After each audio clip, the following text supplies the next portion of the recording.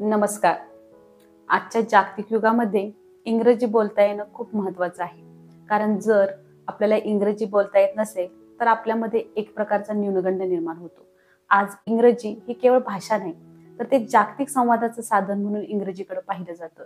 आणि जर तुमची इंग्रजीवरती कमांड असेल तर तुम्ही तुमचं व्यक्तिमत्व अधिक उठावदार बनवू शकता. तसंच अनेक नव्या संधींची उपलब्धता तुम्हाला ह्या इंग्रजीच्या माध्यमातून होऊ शकते. त्यामुळं इंग्रजीवरती कमांड मिळवणं आज प्रत्येकाची गरज बनलेली आहे. आणि त्यामुळं प्रत्येकाच्या मनामध्ये वाटत असतं की आपण इंग्रजी शिकावं.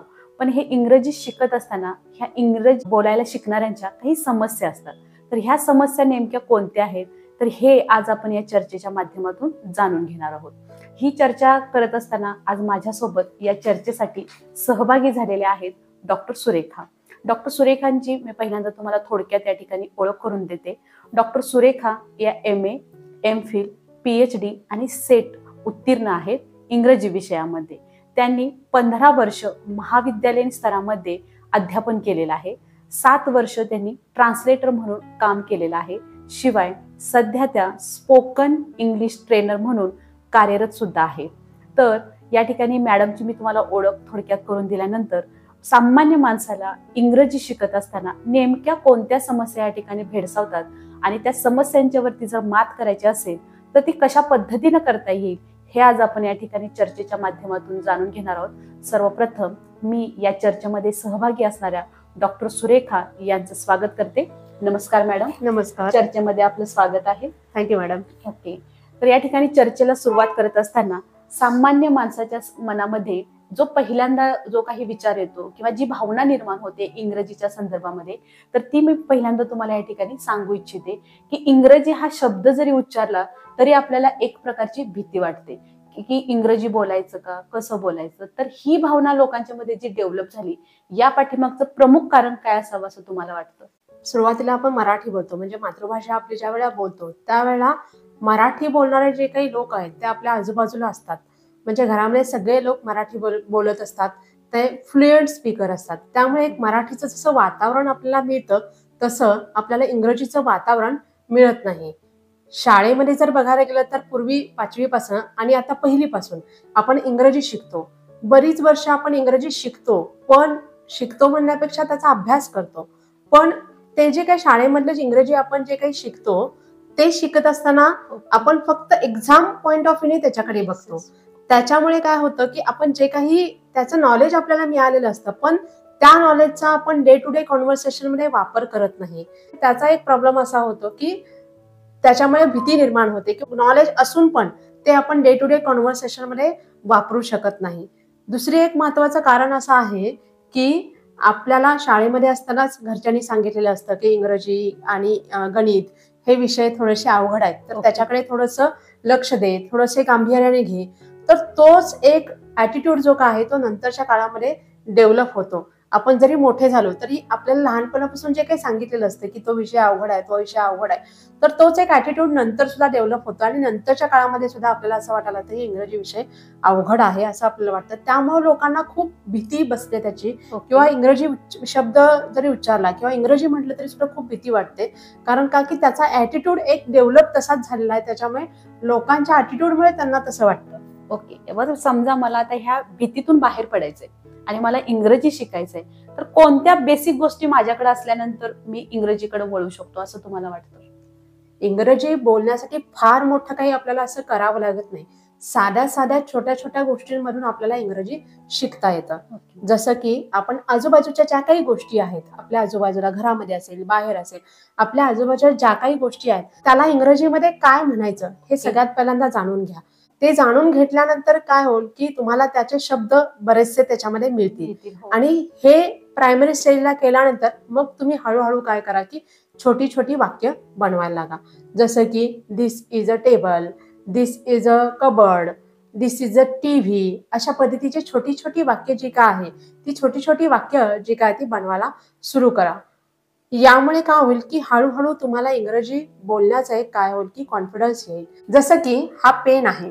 आता या पेन विषयी मला काय वाक्य बोलता येईल तर this is a pen, this is used for writing, it has blue ink, it is a gel pen. अशी साधी साधी छोटी छोटी वाक्य जी काय आहेत, कुठलीही एखादी वस्तू घ्या, घरातली असेल, घराच्या बाहेरची असेल, तुम्हाला ती डिस्क्राईब करता येते का बघा, किंवा त्याच्याविषयी आपल्याला एक 2-4 वाक्य बोलता येतात का बघा. आणि याच्यातून हळूहळू प्रॅक्टिस करा, ज्यामुळे काय होईल की तुमचा कॉन्फिडन्स वाढेल. तुम्हाला छोटी छोटी वाक्य बनवता येईल. छोटी छोटी वाक्य बनवायला लागल्यानंतर तो तुम्हाला जो काही कॉन्फिडन्स आहे तो कॉन्फिडन्स डेव्हलप होईल आपोआपच. म्हणजे ते घ्यायचं पूर्वी मराठीच्या माध्यमातून घेत होतो, आता इंग्रजीच्या माध्यमातून आपल्याला समजून घ्यायचंय. बरोबर. आणि त्यानंतर हळूहळू आपण काय करायचंय, इंग्रजी बोलायची प्रॅक्टिस करायची. तुम्ही सगळ्यात पहिल्यांदा बोलायला सुरू करा, कारण तुमच्या जिभेला पहिला त्याचं वळण लागणं गरजेचं आहे. तुमच्या कानांना ऐकण्याची सवय लागणं गरजेचं आहे. बऱ्याच वेळा चुका होतात, पण चुका होतात म्हणून थांबू नका तुम्ही. तर तुम्ही बोलत राहा, त्याच्यातून तुम्हाला चुकांमधून कळेल. आणि दुसरी गोष्ट म्हणजे काय की तुम्ही डेली प्रॅक्टिस करा. डेली प्रॅक्टिस करायची म्हणजे त्याच्यामध्ये कन्सिस्टन्सी ठेवायची. कारण रोजच्या रोज आपल्याला प्रॅक्टिस केली तरच आपल्याला त्याच्यामध्ये चुका कळणार आहेत, त्याच्यामध्ये आपल्याला बोलायचा कॉन्फिडन्स जो काय तो डेव्हलप होणार आहे. त्याच्यामुळे सगळ्यात पहिल्यांदा ग्रामरचा विचार न करता बोलण्याची सगळ्यात पहिल्यांदा एक म्हणजे प्रॅक्टिस सुरू करा. दुसरी गोष्ट म्हणजे काय की छोटी छोटी वाक्य बनवण्याची क्षमता निर्माण करा तुमच्यामध्ये. आणि तिसरी गोष्ट म्हणजे तुमच्या प्रॅक्टिसमध्ये सातत्य ठेवा, जेणेकरून तुम्हाला त्याच्यावरती कमांड किंवा त्याचा एक कॉन्फिडन्स जो काय आहे तो कॉन्फिडन्स डेव्हलप होईल. मॅडम, जर मला आता इंग्रजी बोलायचं असेल, ओके, तर अशी एक मानसिकता झालेली आहे समाजाची की तुमचं जर ग्रामर चांगलं असेल तर तुम्ही चांगल्या पद्धतीने बोलू शकताय.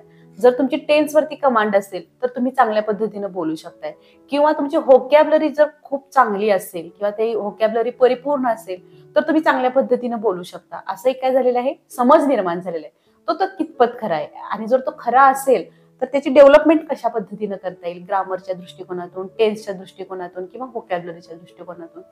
ऍक्च्युली ग्रामर पूर्णपणे जाणून घ्यायचं आणि मग बोलायचं, हे मेथडच पूर्णपणे चुकीचे आहे. सगळ्यात पहिल्यांदा ग्रामर आवश्यक आहे, असं नाही की ग्रामर आवश्यक नाही आपल्याला, असं नाही. ग्रामर थोडंफार माहिती असणं हे आवश्यक आहे, पण पूर्णपणे ग्रामर शिकायचं आणि त्यानंतर मग बोलायला सुरू करणं हे थोडंसं वेगळं वाटतं. त्यापेक्षा तुम्ही सगळ्यात पहिल्यांदा बोलायला सुरू करा. बोलायला सुरू केल्यानंतर हळूहळू तुमची प्रॅक्टिस होईल. प्रॅक्टिसमध्ये तुमच्या चुका तुमच्या लक्षात येतील की तुमच्या काय चुका होतात. कोणतीही प्रॅक्टिस असू दे, मग ती लिसनिंगची असू दे, रिडिंगची असू दे, स्पीकिंगची असू दे, कोणतीही प्रॅक्टिस असू दे, तुम्ही सगळ्यात पहिल्यांदा प्रॅक्टिस करायला सुरू करा. ज्यामुळे काय होईल की तुम्हाला लक्षात येईल की तुमच्या काय चुका होतात. एक्सपिरियन्स आणि अभ्यास याच्यामुळे तुम्हाला तुमच्या ग्रामरमधल्या चुका लक्षात येतील आणि तुमचं ग्रामर जे काय ते हळूहळू सुधारेल. बेसिकली जर तुम्हाला फक्त सब्जेक्ट, वर्ब, ॲग्रीमेंट इतकं जरी माहीत असलं तरी तुम्ही चांगल्या पद्धतीने इंग्रजी बोलू शकता. त्यामुळे पूर्ण ग्रामर मला माहिती पाहिजे, मग मी टेन्सेसचा पहिला अभ्यास करणार किंवा टेन्सेसवरती व्हिडिओ बघणार किंवा एखादं ग्रामरचं पुस्तक खरेदी करणार. मग त्याच्यामध्ये टेन्स काय आहे, प्रिपोजिशन काय आहे, आणि मग ते वर्ब कुठले आहेत, मग V1, V2, V3 काय आहे, एवढं सगळं मग अभ्यास करणार आणि मग मी ते अप्लाय करणार. यापेक्षा तुम्ही सगळ्यात पहिल्यांदा बोलायला चालू करा. बोलायला चालू केल्यानंतर प्रॅक्टिसमध्ये हळूहळू तुमच्या चुका लक्षात येतील आणि हळूहळू तुमचं ग्रामर ते करेक्ट होत जाईल. त्यामुळे ग्रामर पहिला शिकून मग बोलायचं हे चुकीचं आहे. तुम्ही बोलायला सुरू करा, तुमच्या चुका लक्षात येतील, ग्रामर कुठे चुकतंय हे तुमच्या लक्षात येईल आणि हळूहळू ग्रामरवरती आपोआप कमांड येत जाईल. आता तुम्ही म्हणताय बोलायला चालू करा, बोलायला सुरुवात करा, परंतु इंग्रजी बोलायचं आणि ते लोकांच्या समोर बोलायचं असं म्हटलं की ऑटोमॅटिकली बर्डन आपल्यावरती येतं. तर हे बर्डन रिलीज करायसाठी तुम्ही काही सांगाल काय की जेणेकरून लोकांच्या मध्ये कॉन्फिडन्स बिल्डअप होईल आणि ते बोलण्यासाठी उद्युक्त होतील? ओके, आता भीती तर असतेच. म्हणजे बोलायचं म्हणलं, इंग्रजीमध्ये बोलायचे म्हणलं तर लोकांच्या समोर असू दे किंवा प्रायव्हेटमध्ये असू दे, आपल्याला डे टू डे कम्युनिकेशनमध्ये जरी बोलायचं म्हटलं तरी सुद्धा आपल्याला हे दडपण हे येतच. सगळ्यात पहिल्यांदा आपण काय करायचं की हे दडपण किंवा ही भीती जर घालवायची असेल, तुम्हाला ज्या ठिकाणी इंग्रजीमध्ये बोलायचं आहे त्याच्या आधी एक तुम्ही खोल श्वास घ्या आणि सगळ्यात पहिला माइंड शांत करा. माइंड तुमचं जर शांत झालं तर तुमच्या डोक्यामध्ये चांगल्या पद्धतीचे शब्द जे काय आहेत, सेंटेन्स जे काय आहेत ते तुम्हाला सुचतील. तुम्हाला कुठल्याही प्रकारची भीती असू दे, ती भीती जर तुम्हाला घालवायची असेल तर तुम्ही हा खोल श्वास घेऊन पहिला माइंड शांत जे काय आहे ते माइंड शांत करणं खूप गरजेचं आहे. त्याच्यामुळे ते माइंड शांत करा. आणि मग तुम्ही छोटी छोटी वाक्य जी का आहेत ते बोलायला सुरू करा. फार अवघड वाक्यामध्ये जाऊ नका, फार कॉम्प्लेक्स वाक्यांमध्ये तुम्ही जाऊ नका. छोटी वाक्य, सिंपल वाक्य जी का आहेत ती बोलायला सुरू करा. हळूहळू ती बोला. त्याच्यानंतर तुम्ही असा विचार करू नका, अरे माझं बोलणं चुकतंय किंवा माझं ग्रामर चुकतंय. समोरच्या व्यक्तीला सुद्धा ते लक्षात येतंय की त्याला काय सांगायचं आहे किंवा आपल्याला काय सांगायचं आहे हे लक्षात येतं. मेसेज महत्वाचा असतो त्याच्यासाठी. त्यामुळे तो सुद्धा फार काही तुमच्या चुकांवरती लक्ष न देता तुम्ही मेसेज कसा कन्व्हे करताय किंवा कशा पद्धतीने सांगताय, त्यामुळे मिस्टेक होतील किंवा माझ्या चुका होतात याच्यावरती लक्ष न देता तुम्ही बोलायला चालू करा.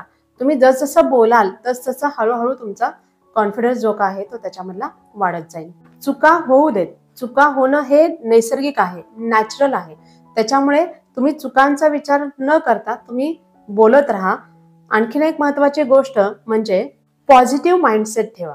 तुमचा ऍटिट्यूड जो का आहे, इंग्रजीकडचा ऍटिट्यूड, सुरुवातीलाच तुम्ही म्हणालात की लोक घाबरतात, तर न घाबरता तुम्ही एक पॉझिटिव्ह ऍटिट्यूड ठेवा की बाबा इंग्रजी खूप सोपं आहे, इंग्रजी फार अवघड नाहीये, मला इंग्रजी बोलता येतं. असा एक पॉझिटिव्ह माइंडसेटने तुम्ही जर केलात तर तुम्ही इंग्रजी चांगल्या पद्धतीने बोलू शकता. ही भीती जी का आहे लोकांसमोर बोलण्याची वगैरे, दडपण वगैरे आहे, ते आपोआप हळूहळू जसं तुम्ही साधी छोटी छोटी वाक्य बोलत तसं हळूहळू ते गायब होत जाईल. आणि हे जर तुम्हाला तुमच्या लेवलवरती करायचं असेल तर तुम्ही रोज घरामध्ये 5 मिनिटं मिरर प्रॅक्टिस करा. मिरर प्रॅक्टिस म्हणजे काय की आरशासमोर उभं राहायचं आणि कुठल्याही एखाद्या विषयावरती काय की आपण बोलू शकतो.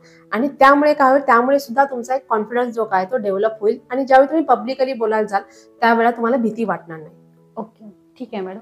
आता असं म्हटलं जातं की जर तुम्हाला आत्मविश्वास पूर्ण जर बोलायचं असेल इंग्रजी, तर त्यासाठी तुमचा शब्दसंग्रह फार महत्वाचा आहे किंवा व्होकॅब्युलरी तुमची अपडेट असणं गरजेचं आहे. तर हे कितपत बरोबर आहे? आणि जर ही व्होकॅब्युलरी जर आपल्याला जास्तीत जास्त अचीव करायची असेल, अपडेट करायची असेल, तर त्यासाठी काय केलं पाहिजे? व्होकॅब्युलरी आता म्हटलं जातं याच्यामध्ये की रोज 5 शब्द पाठ करा किंवा रोज 5 शब्द लक्षात ठेवा असं वगैरे सांगितलं जातं याच्यामध्ये. पण शब्दसंग्रह तुम्हाला साधारणतः 1000 शब्द जरी असले तुमच्याकडे तरी बास आहेत. पण तुम्ही असं म्हणू नका की माझ्याकडे 1000 शब्दांचा संग्रह झाल्यानंतर मगच मी बोलायला सुरू करेन, अशी वाट बघू नका. किंवा मी असं केल्यानंतर मगच मी बोलायला चालू करेन असंही विचार करू नका. जसजसं तुम्ही बोलायला लागाल तसं हळूहळू शब्दसंग्रह वाढत जाणार आहे. कारण का, तुम्हाला रोज बोलत असताना काहीतरी नवीन एखादा शब्द लागणारच आहे. कारण तुम्ही जर प्रॅक्टिस करत असाल रोजच्या रोज तर तुम्हाला एखादा नवीन शब्द काहीतरी लागणारच आहे. अरे याला इंग्रजीमध्ये काय म्हणतात, त्याला इंग्रजीमध्ये काय म्हणतात, असा आपोआप ऑटोमॅटिकली डोक्यामध्ये तुमच्या विचार हा येणारच आहे. त्यामुळे शब्दसंग्रह हा तुम्हाला लागणार आहे, मान्य आहे, तो लागणार आहे. पण तो हळूहळू डेव्हलप होणार आहे, तो लगेचच असा लक्षात राहणार नाही. दुसरी गोष्ट म्हणजे काय की रोज तुम्ही एखादा नवीन शब्द शिका आणि तो जितक्या वेळा तुम्हाला तुमच्या वाक्यामध्ये वापरता येईल त्या दिवसामध्ये, ज्या दिवशी तुम्ही ते शिकलेला आहे त्या दिवसामध्ये तुम्हाला जितक्या जास्त वेळा तुम्हाला वापरता येईल तितक्या जास्त वेळा तो वापरा. म्हणजे काय होईल की तुम्हाला त्याचा कॉन्टेक्स्च्युअल मिनिंग पण लक्षात राहील आणि तुम्हाला तो चांगल्या पद्धतीने लक्षात आहे, तुम्ही विसरणार नाही कधी.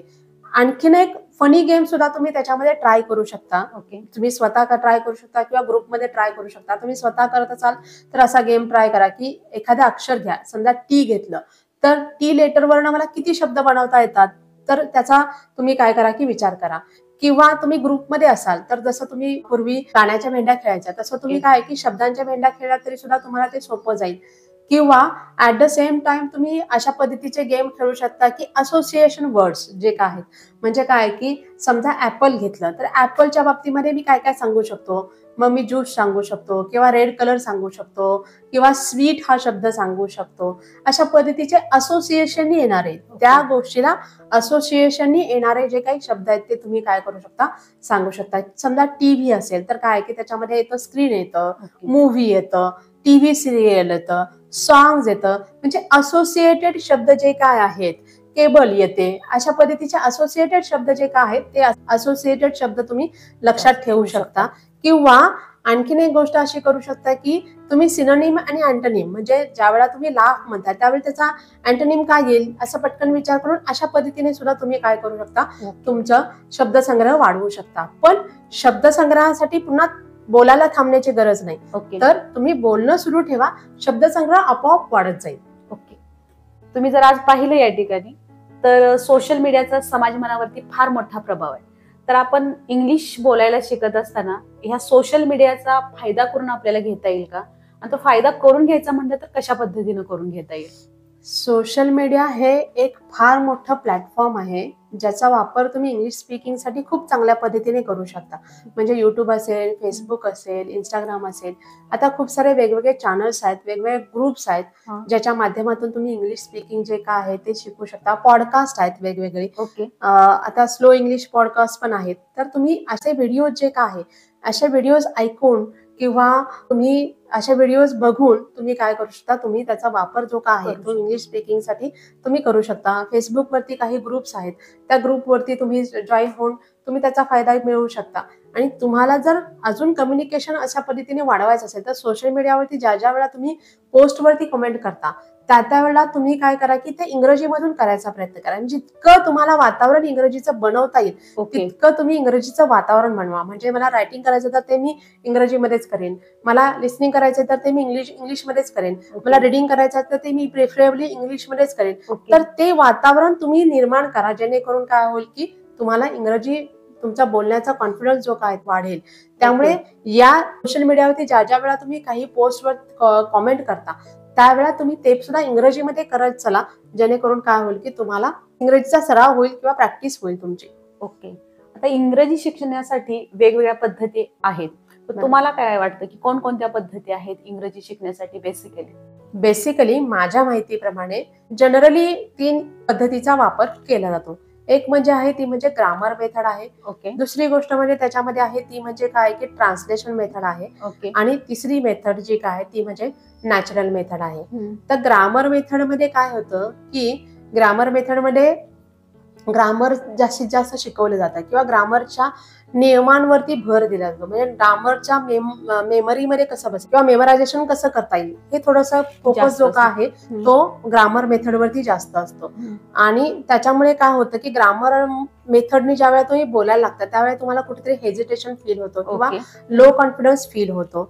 तर ग्रामर मेथड जी का आहे ती म्हणजे वर्क करत नाही असं नाही, पण बऱ्याच अंशी त्याच्यामुळे काय होतं की बोलण्यासाठी म्हणा की कॉन्फिडन्स जो काय आहे तो कॉन्फिडन्स डेव्हलप होत नाही. दुसरी जी काही पद्धत आहे ती म्हणजे काय की ट्रान्सलेशन मेथड. ट्रान्सलेशन मेथड ही बऱ्याच अंशी ट्रान्सलेशन मेथड जी काय ती वापरली जाते. म्हणजे बऱ्याच वेळा आपल्याला इंग्रजीमध्ये बोलायचं असेल तर काय करतात, पहिला विचार कुठे येतो, मराठीमध्ये येतो, त्याच्यानंतर तो इंग्रजीमध्ये ट्रान्सलेट होतो आणि त्यानंतर तो व्यक्त होतो.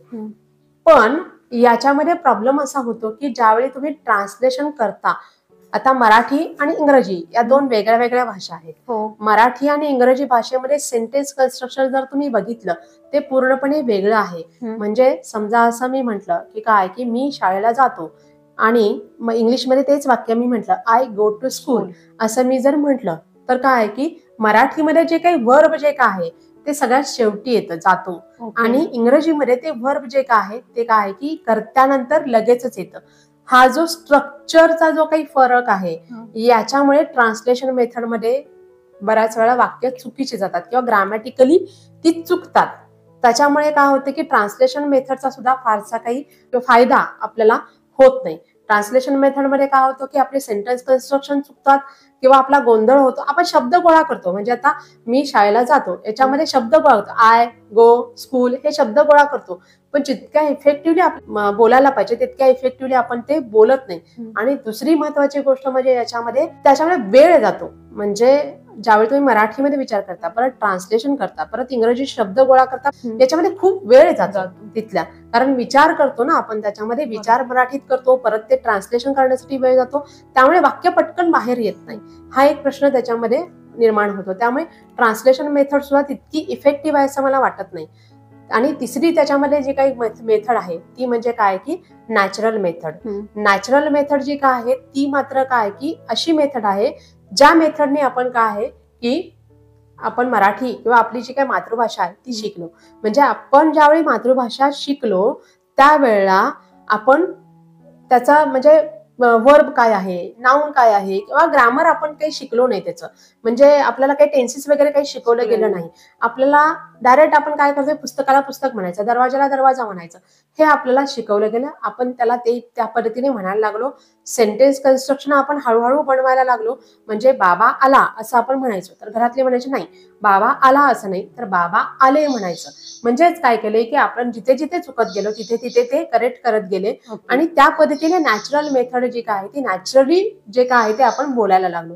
तर जितक्या नॅचरली आपण मराठी बोलतो तितक्याच नॅचरली आपल्याला इंग्रजी ज्या पद्धतीमध्ये बोलायला शिकवलं जातं त्याला नॅचरल मेथड आपण म्हणतो. ओके, म्हणजे तुमच्या दृष्टिकोनातून नॅचरल मेथड बेस्ट मेथड आहे स्पोकन इंग्लिश साठी. हो. ओके ओके, मग या पद्धतीविषयी तुम्ही आणखी काय सांगू इच्छिता? नॅचरल मेथड जी काय आहे त्याच्यामध्ये आपण ट्रान्सलेशन करत नाही किंवा ग्रामरचा फारसा काही विचार करत नाही. आपण काहीतरी ग्रामर मेथड, ट्रान्सलेशन मेथड याच्यामध्ये ग्रामरवरती भर असतो किंवा ट्रान्सलेशन मध्ये भर असतो. तर त्याचं एक साधं उदाहरण जर द्यायला गेलं तर साधं उदाहरण मी तुम्हाला विचारते की जर तुम्हाला एखाद्या बॉटलमध्ये मी कागद भरायला सांगितलं तर तुम्हाला ते सहज शक्य आहे का? नाही, ते तुम्हाला फोर्सफुली भरावं लागेल, बरोबर आहे. आणि काढत असताना तुम्हाला जो कागद बॉटल म्हणून काढायला सांगितला तर तुम्हाला तो कसा काढावा लागेल? फोर्सफुलीच तो काढावा लागेल, बरोबर आहे. या उलट जर मी तुम्हाला बॉटलमध्ये पाणी ओतायला सांगितलं तर अगदी सहज होईल, ते अगदी सहज तुम्ही ओतू शकता आणि काढताना सुद्धा तुम्हाला ते सहज प्रोसेसिंग होईल. म्हणजेच काय, ग्रामर मेथडमध्ये किंवा ट्रान्सलेशन मेथडमध्ये ज्यावेळी आपण ऍब्सॉर्ब करतो त्यावेळेला आपल्याला ते प्रेशराईज करावं लागतं किंवा फोर्सफुली आपल्याला ते भरवावं लागतं आणि तितक्या फोर्सफुली ते बाहेर काढावं लागतं. आपण जेव्हा बोलतो त्यावेळेला तितक्या नॅचरली ते येत नाही, ते फोर्सफुलीच बाहेर काढावं लागतं. या उलट जर नॅचरल मेथडमध्ये तुम्ही बघायला गेलात तर जितक्या सहजपणे तुम्ही ती लँग्वेज आत घेता, जितक्या सहजपणे तुम्ही ते लँग्वेज ऍब्सॉर्ब करता, आत्मसात करता, तितक्या सहजपणे तुम्ही ते काय करू शकता, बोलू शकता. तितक्या सहजपणे तुम्हाला कुठलाही अडथळा निर्माण न होता किंवा लो कॉन्फिडन्स फील होणार नाही, कुठलाही हेजिटेशन फील होणार नाही. जितक्या नॅचरली आपण बॉटलमधनं बाहेर पाणी काढतो तितक्या नॅचरली आणि सहजपणे तुम्ही इंग्रजी बोलायला शिकता. तर अशी ही नॅचरल मेथड आहे. ओके, मग as a spoken English trainer म्हणून तुम्ही तुमच्या विद्यार्थ्यांसाठी हीच पद्धती? ऑफकोर्स मी नॅचरल मेथडच वापरते आणि या नॅचरल मेथडनीच काय होतं की आपल्याला सहजपणे जे काय आहे सहजपणे आणि अगदी इझिली इंग्रजी बोलता येतं. मॅडम, तुम्ही आता नॅचरल मेथड सांगितली स्पोकन इंग्लिश साठी. जर या ट्रेनिंग कोर्ससाठी मला जर ऍडमिशन घ्यायचं असेल तर ह्याचा कालावधी किती असेल किंवा कशा पद्धतीचा असेल याविषयी थोडं? साधारणतः सुरुवातीला आम्ही कॉन्सेप्च्युअल प्रॅक्टिस जी काय आहे ती 1 महिना घेतो. त्यानंतर जवळपास आम्ही 1.5 ते 2 महिने ग्रुप डिस्कशन घेतो. त्यामुळे साधारणतः तो कालावधी जो का आहे तो 2 ते 2.5 महिन्याचा आपला असतो. आणि तुम्ही कोणत्या मोडवरती हे तुमचे क्लास रन करता? म्हणजे ऑफलाईन मोड आहे की ऑनलाईन मोड आहे? सध्या तरी आपण ऑनलाईन मोडमध्येच हे क्लासेस घेतो, पण लवकरच आपण ऑफलाईन मोडमध्ये सुद्धा ते स्टार्ट करणार आहोत. ओके, त्यानंतर मला पुढचा प्रश्न असा आहे की समजा मला एखाद्या गोष्टीसाठी ऍडमिशन घ्यायचंय किंवा एखादी गोष्ट घ्यायची तर त्याच्यासाठी डेमो हा फार महत्वाचा सध्याच्या काळामध्ये ट्रेंड असलेला आपल्याला दिसतो, बरोबर. तर तसा तुम्हाला काही डेमो वगैरे तुम्ही काही केलेला आहात का या कोर्ससाठी, आणि तो कसा आम्हाला अवेलेबल होईल वगैरे? हो, तर आपल्याकडे डेमो सुद्धा आहे. आपण 3 दिवसाचा डेमो देतो आणि या 3 दिवसाच्या डेमोमध्ये आपण 1 दिवस फक्त इन्स्ट्रक्शन सांगतो त्यांना. इन्स्ट्रक्शन म्हणजे काय कशा पद्धतीने करायचंय याच्यामध्ये आपण सबकॉन्शियस माइंडचा सुद्धा वापर करतो. आपण ट्रेनिंग देताना सबकॉन्शियस माइंडचा सुद्धा याच्यामध्ये वापर करतो आपण. आणि पहिल्या दिवशी इन्स्ट्रक्शन सांगतो, दुसऱ्या दिवशी आणि तिसऱ्या दिवशी आपण ट्रेनिंग घेतो, त्यांचा प्रॅक्टिस घेतो. आणि आतापर्यंत प्रत्येक विद्यार्थ्याचा असा अनुभव आहे की ज्यावेळी तो पहिल्या दिवशी प्रॅक्टिस करतो त्यावेळी पहिल्या दिवशी त्याची ट्रान्सलेशन मेथड जी काय होते ती ब्रेक होते. तो डायरेक्ट इंग्रजीमध्येच विचार करायला लागतो आणि इंग्रजीमध्येच बोलायला लागतो. हा त्याचा प्रत्येक विद्यार्थ्याचा अनुभव आहे. त्यामुळे पहिल्या दिवशी आपण ट्रान्सलेशन मेथड ब्रेक करतो आणि पुढचे 2 दिवस जे काय आहे ते आपण त्यांची प्रॅक्टिस घेतो. मी सुरुवातीला करून दाखवते कशा पद्धतीने प्रॅक्टिस करायची, मी करून दाखवते आणि त्या पद्धतीने विद्यार्थी प्रॅक्टिस करतात. अशा पद्धतीचा 3 दिवसाचा आपला जो काय तो डेमो आहे. आणि ज्याला कुणाला इच्छा असेल तर ते डेमो सुद्धा घेऊ शकतात. ओके, आता तुम्ही जी मला नॅचरल मेथड या ठिकाणी सांगितली तर आता ज्या पद्धती सगळ्या रन होत आहेत बाजारामध्ये किंवा मार्केटमध्ये की ज्या इंग्लिश स्पीकिंग साठी युज केल्या जातात त्यापेक्षा टोटली ही डिफरंट आहे मला असं वाटतं. आणि त्याच्या माध्यमातून फार सोप्या पद्धतीनं विद्यार्थ्यांना या ठिकाणी किंवा कुणालाही ज्यांना इंग्रजी शिकायचं आहे त्यांना इंग्लिश शिकणं पॉसिबल आहे असं वाटतं. आता समजा मला ह्या ठिकाणी इंग्लिश स्पीकिंगसाठी काय करायचं आहे, ऍडमिशन तुमच्याकडे घ्यायचं आहे, तर मला तुमच्याशी कशा पद्धतीने या ठिकाणी संपर्क साधता येईल? ओके. आता आमच्याकडे जर ऍडमिशन तुम्हाला घ्यायचं असेल तर स्क्रीनवरती तुम्हाला एक नंबर दिसेल, त्या नंबरवरती तुम्ही कॉन्टॅक्ट करू शकता. दुसरी गोष्ट म्हणजे डिस्क्रिप्शनमध्ये त्याची पूर्ण तुम्हाला माहिती असेल, म्हणजे अकॅडमीचं नाव असेल, ओके. त्याचा एक फॉर्म असेल, तो गुगल फॉर्म तुम्ही भरल्यानंतर तुमची माहिती संपूर्ण आमच्याकडे येईल आणि त्या माहितीद्वारे आम्ही तुम्हाला काय करू शकतो, कॉन्टॅक्ट करू शकतो आणि त्या कॉन्टॅक्टमधून तुम्हाला जर डेमो घ्यायचा असेल तर तुम्ही डेमो घ्या. डायरेक्ट ऍडमिशन कोर्ससाठी घ्यायचं असेल तर तुम्ही डायरेक्ट ऍडमिशन सुद्धा घेऊ शकता. ओके. आता या ठिकाणी तुमच्याकडे ऍडमिशन घेणारा जो वर्ग आहे किंवा घटक आहे तो वेगवेगळ्या समाज माध्यमातून या ठिकाणी येणार आहे. म्हणजे या ठिकाणी विद्यार्थी येणार, त्यानंतर जॉब करणारी येणार, गृहिणी येणार. ओके. आणि त्या प्रत्येकाचं डेली शेड्यूल काय ठरलेलं आहे. बरोबर. मग तुम्ही तुमच्या कोर्ससाठी असं काही शेड्यूल ठरलेलं आहे की जेणेकरून प्रत्येकाला तुमचा कोर्स हा सहजपणे उपलब्ध होईल? बरोबर. आम्ही शेड्यूल जे काय आहे ते ठरवलेलं आहे. सगळ्यात पहिल्यांदा ज्यावेळी विद्यार्थ्याचा एन्क्वायरीसाठी फोन येतो त्यावेळेला आम्ही त्याचं शेड्यूल जाणून घेतो. म्हणजे तो जॉब करणार आहे का, गृहिणी आहे का, विद्यार्थी आहे, त्याच्यानुसार सगळ्यात पहिला आधी त्याचं शेड्यूल जाणून घेतो. म्हणजे समजा जॉब करणारी व्यक्ती असेल तर त्याला जनरली सकाळी किंवा रात्रीच्या वेळेत वेळ असतो. विद्यार्थी एखादा असेल तर कॉलेजच्या वेळेमध्ये त्याला कॉलेजचे टाइम त्याला विचारून घेतो आम्ही आणि त्याला ज्यावेळी फ्री टाइम असेल त्यावेळेला आम्ही त्याची बॅच जी काही ती त्याला अवेलेबल करून देतो. म्हणजे ज्या पद्धतीचे लोक आपल्याकडे येतात, ज्या पद्धतीचे स्टुडंट आपल्याकडे येतात त्या पद्धतीनं त्यांच्या सोयीनुसार आपण त्यांना बॅच जी काय ती ऍडजस्ट करून देतो. त्यामुळे बॅचेसचा आणि वेळेचं काही त्यांना टेन्शन असणार नाही. त्यांनी फक्त वेळ जो काही फ्री टाइम आहे त्यांनी सांगितलं की त्या पद्धतीने आपण त्यांना बॅच अवेलेबल करून देतो. ओके. तर मॅडम तुम्ही आता या ठिकाणी ज्या काही स्पोकन इंग्लिशच्या बोलण्यामधील ज्या काही समस्या आहेत, जे बोलू इच्छितात इंग्लिशमध्ये, तर त्याच्या बेसिक समस्येपासून तुम्ही खूप चांगल्या पद्धतीने अभ्यास केलेला आहे. म्हणजे पहिल्यांदा एखाद्याच्या मनामध्ये निर्माण होणारी भीती, त्या भीतीवरती कमांड कशी मिळवायची, इंग्रजी बोलण्यासाठी व्होकॅब्युलरी कशी पाहिजे, ग्रामर कसं हवं, शिवाय या ठिकाणी कोणती पद्धती सोपी आहे हे सुद्धा तुम्ही अभ्यासपूर्ण पद्धतीने या ठिकाणी फाइंड आउट केलेला आहे आणि त्या पद्धतीने तुम्ही तुमचा हा कोर्स रन करताय. आणि बाजारामध्ये असणाऱ्या या विविध कोर्सेसपेक्षा टोटली तुमचा या ठिकाणी कोर्स वेगळा आहे. आणि ह्याचं आणखी एक वेगळे पण म्हणजे हा ऑनलाईन मोडमध्ये आहे. शिवाय तुम्ही प्रत्येकासाठी वेगवेगळं शेड्यूल त्यांच्या कन्व्हिनियन्सनुसार या ठिकाणी बनवलेलं आहे. आणि त्यामुळं कुणालाही या वर्गामध्ये किंवा ह्या स्पोकन इंग्लिश कोर्समध्ये सहज ऍडमिशन घेणं काय आहे, सोपं आहे. तरी देखील या ठिकाणी तुम्ही तुमच्या कोर्स विषयी अधिक ऍडिशनल काही सांगू शकाल का आमच्या विद्यार्थ्यांसाठी किंवा आमच्या या ठिकाणी स्पोकन इंग्लिशसाठी जे ऍडमिशन घेऊ इच्छितात त्यांच्यासाठी? तर आपला जो काही कोर्स जो का आहे तो कोर्स मी म्हटलं तुम्हाला तसं की आपण नॅचरल पद्धतीने शिकवतो. आपण याच्यामध्ये कुठलाही ग्रामरचा वापर करत नाही.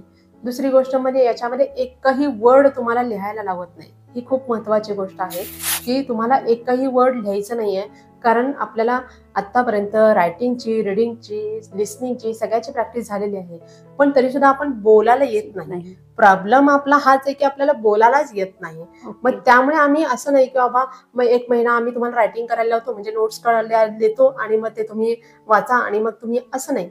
पहिल्या दिवसापासून आपण फक्त आणि फक्त स्पीकिंगचीच प्रॅक्टिस घेतो. आपण याच्यामध्ये रायटिंग काहीही घेत नाही. एकही शब्द आपण त्यांना लिहायला लावत नाही. एकही ग्रामर त्याच्यामध्ये आपण काही शिकवत नाहीये. त्याच्यामुळे ही एक स्पेशालिटी आहे आपल्या कोर्सची. दुसरी गोष्ट म्हणजे काय आहे की आपण याच्यामध्ये सबकॉन्शियस माइंडचा वापर करतो. म्हणजे सबकॉन्शियस माइंडला काय करतो की आपण ट्रेन करतो.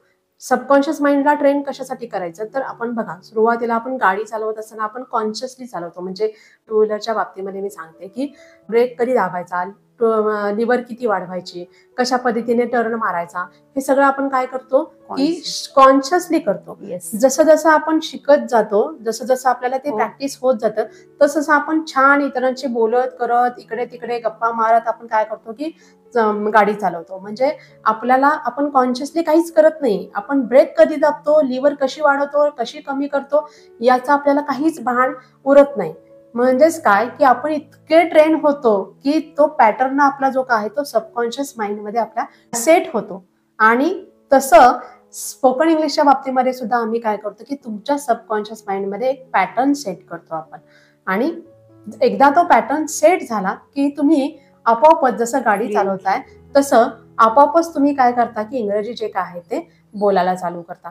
अगदी व्यवस्थितत्या, अगदी नॅचरली, कुठलाही फिल्टर न लावता, कुठलाही हेजिटेशन न बाळगता तुम्ही काय करता की जितक्या कॉन्फिडेंटली तुम्ही गाडी चालवता, जितक्या व्यवस्थितत्या तुम्ही गाडी चालवता, तितक्याच नॅचरली आणि तितक्याच सहज पद्धतीने काय आहे की प्रॉब्लेम असा झालेला आहे की आपला इंग्रजीच्या बाबतीमध्ये आपण ग्रामर मेथड असू दे, ट्रान्सलेशन मेथड असू दे, इथे कुठेतरी अडकलेलो आहोत.